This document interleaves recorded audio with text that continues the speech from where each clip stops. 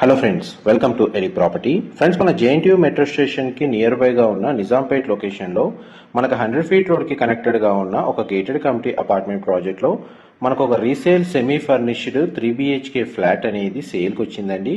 And మీరు ఇప్పుడు వీడియోలో చూసిన ఫ్లాటే మనకు సేల్కి అవైలబుల్ ఉంది. ఈ టోటల్ కమ్యూనిటీ వచ్చేసి మనకు G+7 ఫ్లోర్స్ తోటి కన్స్ట్రక్షన్ చేశారండి. టోటల్ కమ్యూనిటీలో మనకు 259 ఫ్లాట్స్ ఉంటాయి.